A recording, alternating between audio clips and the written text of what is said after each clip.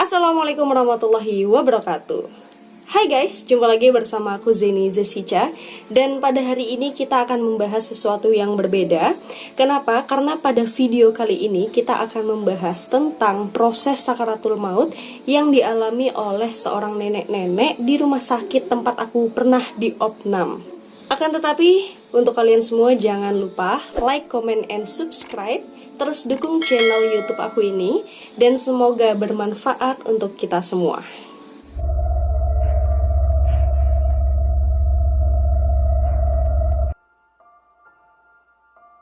Oke, kalau gitu kita akan langsung bahas. Ini berawal dari aku yang pada tahun 2017 sudah mulai merasakan sering sesak napas, hingga akhirnya aku divonis memiliki sakit asma.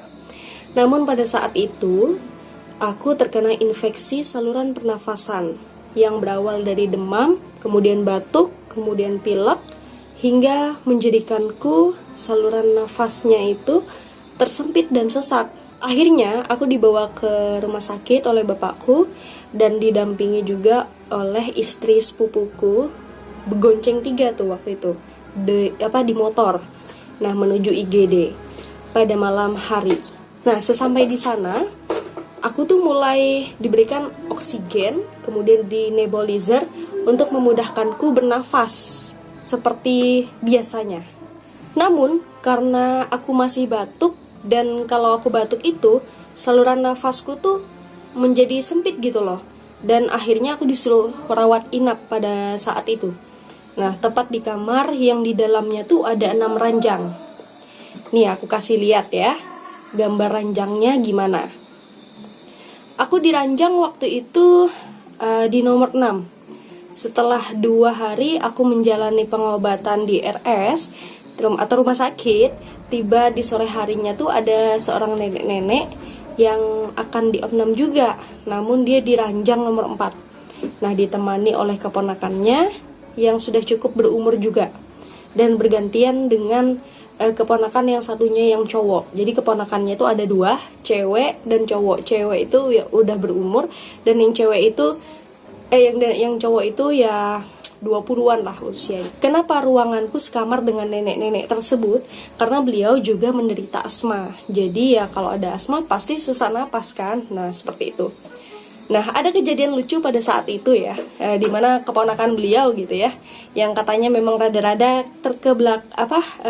terbelakang gitu ya, dan menjaga beliau pada saat itu. Di sore hari ketika beliau ditemani ke WC, tiba-tiba pas mau balik ke kasur itu beliau jatuh gitu. Bukannya ditolongin sama ponakannya, malah marah-marahan, ngambek-ngambekan gitu pada saat itu mereka berdua gitu.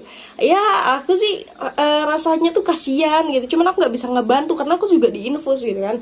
Tapi syukurnya ada temanku yang kemudian ngangkat ngangkat nenek-nenek tersebut gitu ya, untuk naik ke kasur dengan cara digendong loh gitu kan. Terus kata temanku yang sudah selesai gendong nenek tersebut untuk diangkat di kasur gitu ya, beliau bilang, ih nenek itu ringan banget gitu, pokoknya kayak nggak ada apa-apa diangkat gitu loh, ringan banget. Nah, lalu di keesokan harinya di rumah sakit pada jam 5 subuh, nah ini nih yang paling puncak ceritanya nih. Beliau tuh jam 5 subuh tiba-tiba sesak nafas. Sesak nafasnya itu kayak orang asma, kayak asma biasa gitu ya. Jam 5 subuh sesak napas, susah. Terus suster di situ memberikan oksigen supaya enak napas. Seiring berjalannya waktu ya, kemudian beliau diberikan nebulizer. Di saat itu juga beliau masih aja sesak gitu ya, sesak gitu. Awalnya ya memang tadi seperti asma, kemudian makin lama tuh makin mencekamkan gitu loh. Sesak nafasnya beliau tuh seperti tidak sadar dan pasrah sekali gitu. Nah, setelah lamanya menyaksikan beliau sesak napas dan dibantu oleh teman aku gitu ya, beliau tuh akhirnya dibantu ini untuk baca 2 kalimat syahadat pada waktu itu, dan juga dibacain surah Al-Quran lah ya, dibantu gitu, dibacakan gitu. Karena beliau tuh benar-benar udah seperti proses sakaratul maut pada saat itu gitu ya. Dalam keadaan sesak napas, beliau dibantu untuk baca syahadat, dan di situ aku udah capek juga berada di samping beliau. Aku nih pakai infus nih ya, terus di samping kanan beliau temanku, di kiri beliau ngebantu. Aku juga ngebantu waktu itu untuk baca syahadat gitu ya.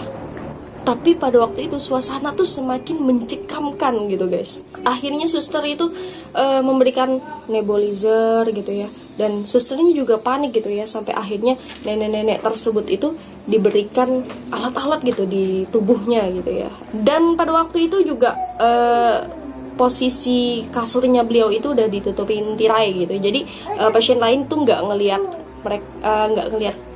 nenek tersebut gitu. Kemudian di saat itu juga keponakannya yang laki-laki itu izin gitu sama temanku, minta tolong dijagain dulu kan sementara sesak napas seperti itu. Beliau mau pulang jemput mamanya gitu untuk menemani si nenek gitu ya. Karena suasana tuh juga semakin mencekamkan dan sudah suasana tuh aneh gitu ya. Nah, temanku di situ juga ya sambil-sambilan mengajak untuk bersyahadat gitu. Dan beberapa jam kemudian, tepat pada jam 10 pagi, beliau innalillahi wa inna ilaihi rajiun, telah berpulang ke rahmatullah. Di saat itu beliau hanya berdua dengan temanku di balik tirai. Dan pada saat itu kalau nggak salah aku sempat ke WC ya, terus aku keluar, terus temanku bilang, nenek itu udah meninggal dunia gitu kan. Hah, iya kah? Kataku, aku nggak percaya gitu, karena ini aku tuh nggak pernah menyaksikan secara di hadapan mata, dan aku tuh masih nggak nyangka aja gitu loh. Tiba-tiba tuh beliau meninggal gitu di saat itu, tepat jam 10 aku ngeliat jam itu. Jam di ruangan itu ada jam, dan aku ngeliat jam 10 gitu. Terus kalian tahu nggak cerita dari temanku ini, waktu beliau itu sepertinya itu ya napas terakhirnya kayaknya ya. Saat itu beliau, saat nafas terakhir itu, ada sesuatu yang keluar dari mulut beliau, dan itu tuh hitam pekat gitu. Nah, mungkin itu adalah efek gitu ya, dahsyatnya tarikan roh pada tubuhnya. Dan sampai-sampai itu kayak ada yang keluar gitu dalam tubuhnya. Ya tadi itu sesuatu yang hitam pekat gitu. Jadi ya subhanallah gitu ya. Dan sungguh menegangkan gitu ya. Pada akhirnya ya, semua alat yang terpasang pada beliau dilepas semua, terpasang di tubuh beliau gitu, dilepas semua. Nah, kemudian dipersiapkan juga tandu, serta kalau tidak salah temanku tuh menutupkan mata beliau. Ya Allah, itu tuh sungguh suasana yang menegangkan gitu ya. Dan itu pertama kalinya juga aku tuh menghadapi orang yang tidak kusangka ternyata itu adalah sakaratul maut gitu ya. Aku nggak nyangka gitu loh, betul-betul nggak nyangka. Mungkin kamu yang pernah menghadapi orang yang sakaratul maut juga nggak menyangka kalau itu adalah prosesnya mereka gitu ya. Dan kemudian si nenek diangkat ke tandu, lalu tandunya dibawa oleh suster untuk menuju ke mobil jenazah yang ada di luar. Aku pada waktu itu masih dalam keadaan diinfus gitu ya. Terus akunya juga sakit, masih kan belum boleh pulang gitu. Kasur tersebut kosong dan menjadi saksi terakhir beliau di opnam pada waktu itu.